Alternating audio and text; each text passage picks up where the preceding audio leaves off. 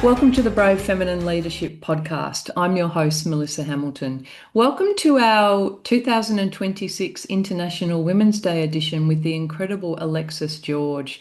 Alexis, welcome to the conversation. Thank you so much. I feel honoured already. Let me share your bio, although it might not need to be, but for those listening that haven't come across Alexis before, Alexis was appointed CEO of AMP Limited in August 2021, so bringing decades of financial services experience across Australia and the globe. Before AMP, she spent 7 years at ANZ, including as Deputy CEO, where she led a $4 billion wealth divestment program covering the separation and sale of its life insurance and superannuation businesses. Prior to that, she spent a decade with the ING Group, serving as CEO of Czech Republic and Slovakia and Regional Chief Operating Officer of Asia.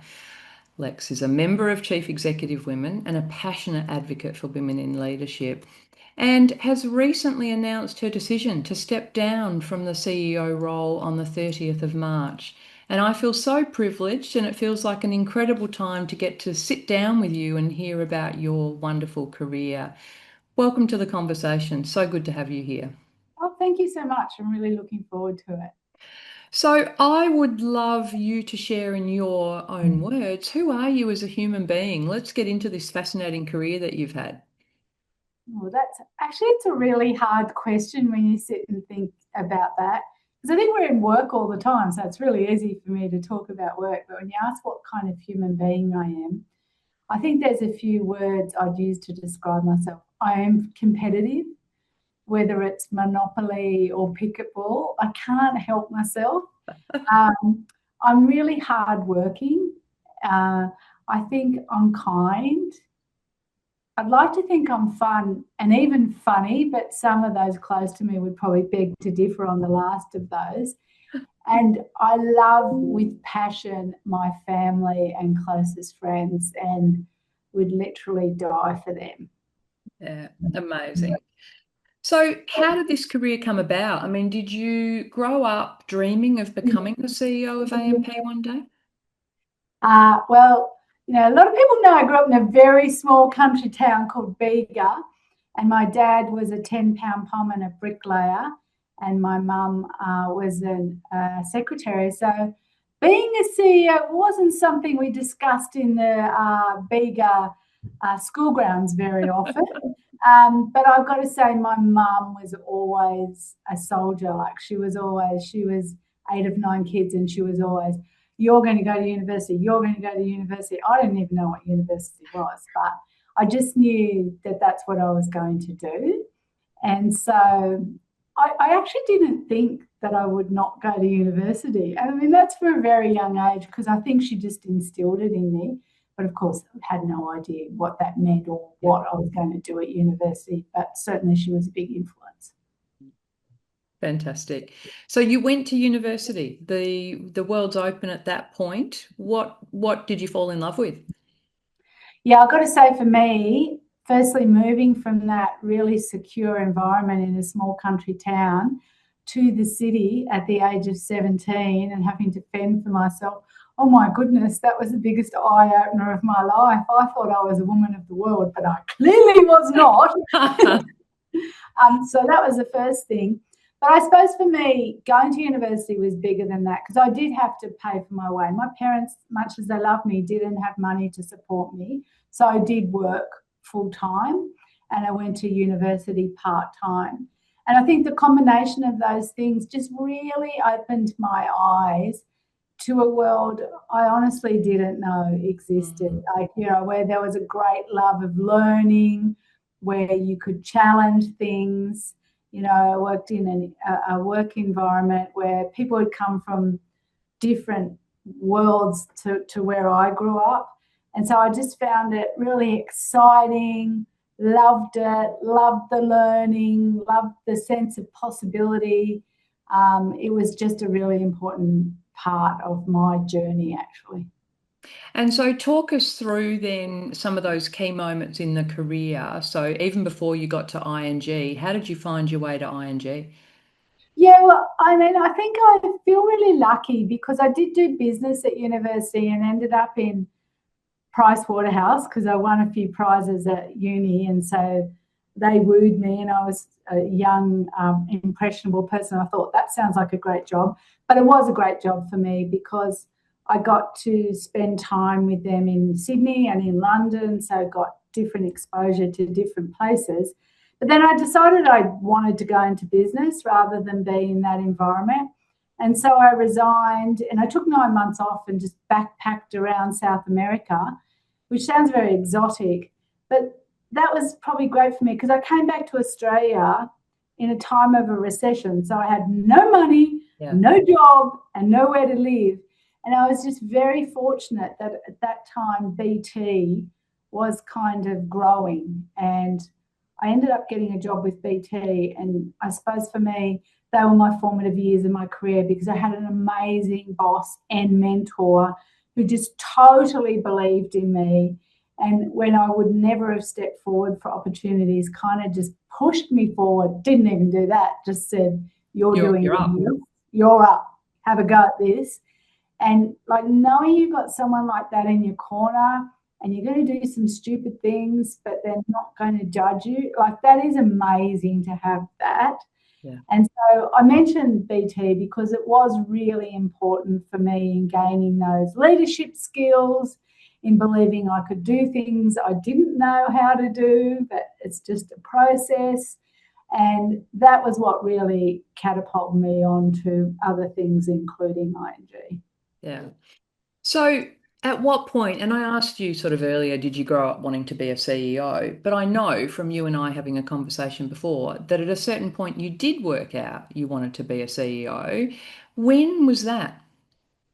Yeah, it's when you think about when these things happen, you've got to think a bit more deeply. And yeah, because you kind of skirt over these things.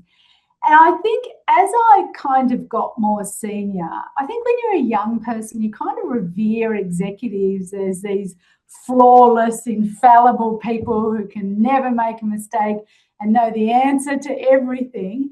And as you get closer, you realize actually they're just like me. Yes.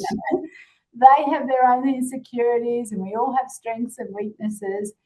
And so I thought that is not an impossible option for me.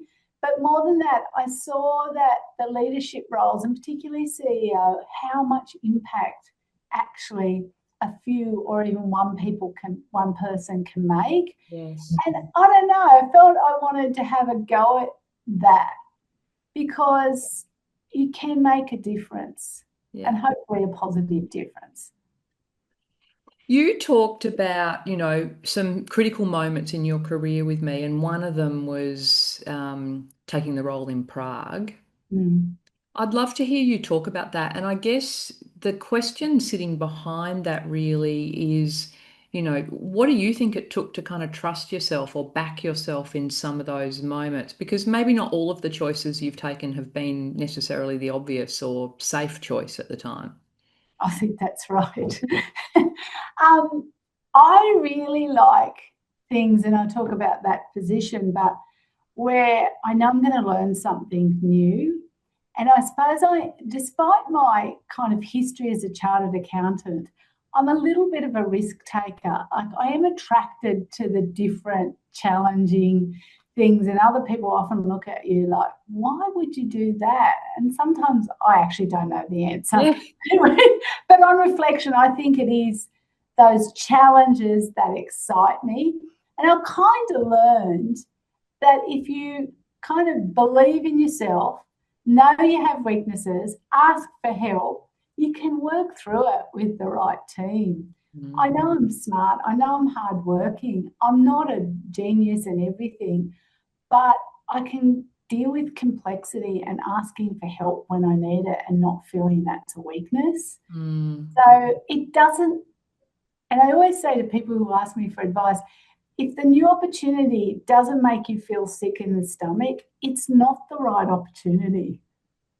That's such great advice. That's such great advice. And I think also so reassuring for people who are stepping up into bigger roles. I'm thinking at the moment of someone about to step into her first CEO role, and she's got that sick in the stomach Yeah, feeling. Yeah. and that's okay because it's a little bit scary, but I kind of have got to the point where I know I'll be able to work through it. Yeah. And Prague for me felt like that. I just thought, wow, what an opportunity. Move my two kids, my two dogs, and my husband to a country where we can't speak a word of the language. Don't know what the culture's like, but I don't know, it just felt like an adventure and a real learning experience for me personally. I didn't probably understand how much of a learning At the experience. time. Yeah. Yeah. And you shared with me as well, sort of landing there as this Australian female and looking around and working out how were you going to lead in that context because it was very different. I'd love you to share some of that. Yeah, well, I think there's I think I landed there, and there's a couple of things that stick in my mind so strongly. Firstly, there's not a lot of English. The direct reports speak English, but they certainly had never seen an Australian woman. They'd only ever had Dutch men CEOs post communism. And so I think they thought I came from Mars, quite honestly. There's this woman. I remember there's the first big presentation I did. Yeah, you spend a bit of time on those. They're really important to the staff. And at the end, one brave person came up to me and said, honestly, Alexis, we couldn't understand a word you said. I think you could speak with an English accent. So it was like, okay. And then I went into my first leadership meeting and I just do what we do in Australia. I walked in, plonked myself down at the table and began to speak. And left thinking, wow, I think that went pretty well because I'd laid out my expectations, what I wanted to achieve, blah, blah, blah. Went back to my office, which was the size of a mini house. And fortunately, I was lucky enough to have a really good HR person who came to me and said, Alexis, they think you're a weak leader. Oh, And I'm wow. like, what? They don't even know me. Like, they don't know anything about me. She said, you didn't go and sit at the head of the table. The senior person always sits at the head of the table. And so that was strike one, right? Wow. And you're sitting there going, this is ridiculous. But you know what? That the learning for me was, well, I'm not going to change myself beyond just, I had to adapt to that environment. And if it was really important for me to sit at the head of the table, I'm going to sit at the head of the table because what is the skin off my nose? So I know that's little, but it's such a symbol of the different cultures and ways. And I just had to adapt. Even though I thought that was so ridiculous, it was really important to them. Yeah. And so there are little things like that. I know they sound little, but they're actually really important. Absolutely. You talked a lot about culture and, I think you made a comment the other day about, never asking someone to do something you weren't prepared to do. There was something along those lines we talked about. Tell me about the culture you've sort of aimed to build as you've moved through various leadership roles. Yeah, look, I think my natural bent is to have a collegiate culture where everyone feels they can have a speak up. And that's what I feel we've got here at AMP today. I feel we have respect for each other. We don't always agree, but when we walk out of the room, we agree. You can't be that all the time though. To say you can, that's not true. Sometimes you have to be more direct and you have to, because you just don't have time. This is really critical. Yeah. It's just got to be done. Don't ask questions. I'm not giving it. But my natural would be to build a culture. Well, A, people can bring their whole self to work because if they can't perform. B, where they feel safe to challenge the status quo and know that we're heading in a direction, but is it going to go exactly that course? No. So let's be a bit flexible along the way because we live in the 2026 and it's no direct route anymore. No. So I think, for me, it's about safety, your whole self, courage, challenge the status quo, and then just let's celebrate the successes as we go along because I'm really conscious what's the next thing we have to do rather than stopping and saying, hey, that was good. Now what's the next thing we have to do? I hear you on that. I think that's such a common thing, isn't it? That there's that, competitiveness and drive and want to achieve all these different things. It's easy to just keep going, what's next, what's next, Yeah. rather than stopping sometimes. So we had a bit of a laugh about, when you first stepped into the role at AMP, there may have been some people wondering what you were thinking, and I think your daughter gave you some feedback at the time. Yes. Um, so tell me about that, and tell me about, your approach when you walk into an organisation. Didn't have to be AMP, but when you walk in, how do you work out where to focus your time as a CEO? There's so many competing Yeah. priorities. Yeah, I think that's a really good question. Yeah, I mean, for me, it was hard to see what had happened to AMP as a competitor, as an outsider. It is a brand that, in my mind, is part of Australia's history. Like, it's been around for 176 years, built the first skyscraper. It's just quite a history that it has.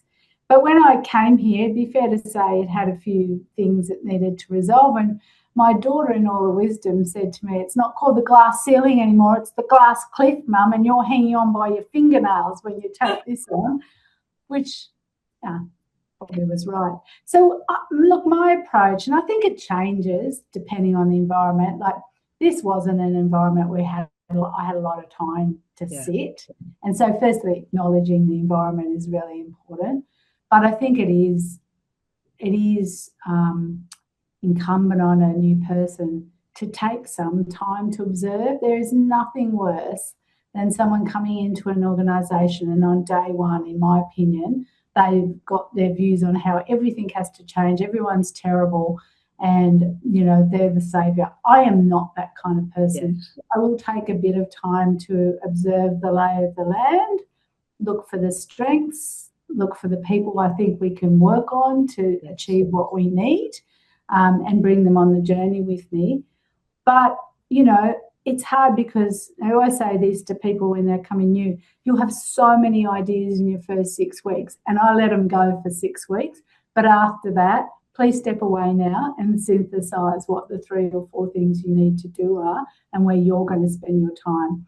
And for me, you have to be brutal about that as a CEO. What are the things that only I can do? What are the things that I have to do now? And much as I might be interested in A, B, C, D, E, quite honestly, I have to rely on my team to deal with that and give them the comfort that if they need me, I'm here. Yeah. If they need some advice, I'm here. But otherwise, I just trust them to get on with it. What And did that's you what I think? had to do at AMP. Yeah. Like, this is where my focus is going to be for the next 6 months.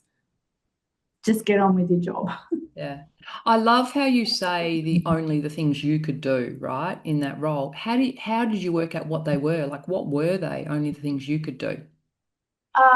Well, at the end of the day, you're the CEO, right? So you're going to have to make those tough decisions, especially from a portfolio perspective. I'm the one that has to deal with the shareholders. Nobody else can. Yeah. I'm the one that's going to have to make portfolio decisions, of course, all subject to the board. Yeah. No, everyone else can give you input, but they're the only things I can do. So sitting, Yes. listening, watching on those kind of things. Me being involved in a technology project, well, I'd love to, it's not going to change the trajectory of the company. So culture, portfolio decisions, shareholder interactions. And for me, I had to be select about where I was going to spend time on which businesses, because I knew others could just get on with it whilst we sorted out the portfolio. But there's never one size fits all in my mind. Something that's comfortably moving along, you can take more time. At AMP, the people in AMP were demanding speed. Our shareholders were demanding speed. Our customers were demanding speed. The community was demanding speed. So you had to target really quickly where we needed to do first, and then who could help me. You're going to get asked this question a lot, and no doubt you've thought about it and formed responses to it. But what do you feel proudest of? I feel proudest of the faith that our people and our customers have in this company now. That's what I feel proudest of. When I walked in the door, I don't think our people believed in it, and I'm embarrassed to work here. And that's horrible when you can't be proud of where you work. That's what I'm most proud of. And I think our reputation shows that it's improved to the point it's the best since 2008. The second thing I'm really proud of is, we're in a good financial position. So, there's no worry about that anymore, and we can innovate. And the third thing I mentioned before, we're a 176-year-old company. And while that's great heritage, great history, it meant that we became stale. And so I've really been pushing, we're not a top 5 ASX company anymore, team. Yes. We can't think like that. We can't create bureaucracy like that. We need to develop this mindset of thinking like a challenger. And that doesn't mean not thinking about risk or managing risk. Absolutely not. But just getting rid of some of the crap that we were doing with ourselves to move forward. And I think we've come so far on that journey. We've still got to, you never end with those things, but I'm really proud of the way, that a grad will come and say, I think we could do this better, or I really didn't like the way you presented that today. Like, I love that. Yeah. And so I suppose it's the culture, the people, the belief in the place that really matters to me. If I reflect just briefly on International Women's Day and the UN Women's theme of balance the scales, there's a part of that in particular that really attracted me to want to interview you. And it talks about the right for people to shape their own career. And so when you think back on your career, lots of questions about that. But if you had to say some of it was accidental and some of it was very deliberate and intentional, what would that mix look like? And I guess what would you say to people about driving their own careers? Yeah. Or as I said before, I think I've been lucky enough to have some amazing sponsors in my life. Is that accidental? I don't know. I think I worked hard. I delivered for them. I delivered results for them. And so they helped me. And I often think, was that accidental, or was it? I wasn't thinking about it, but I've always wanted to do a good job. So I don't know. It's probably 50-50 Yeah. in that way.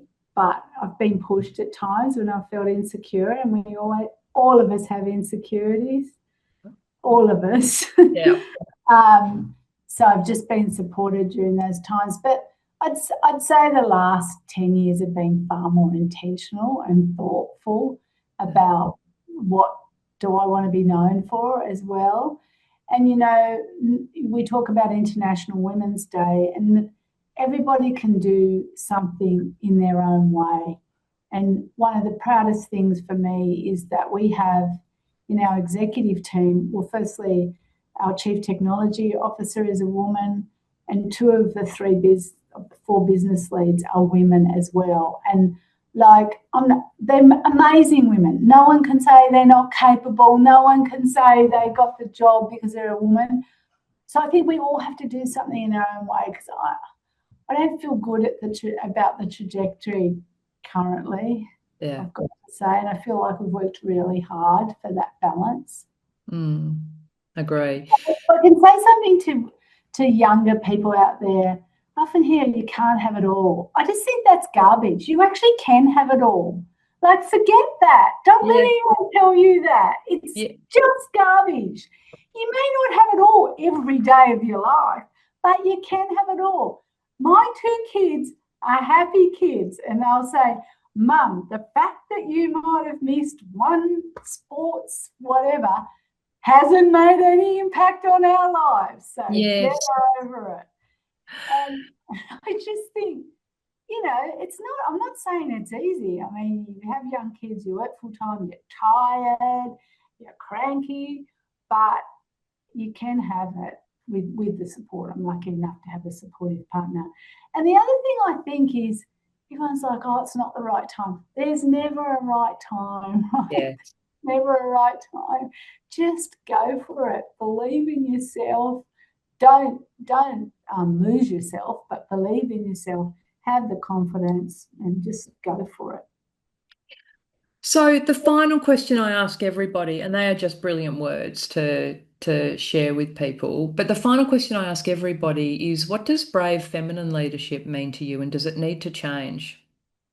Well, unfortunately, I think we still do have work to go in this space, because for me, brave feminine leadership is not changing who I am.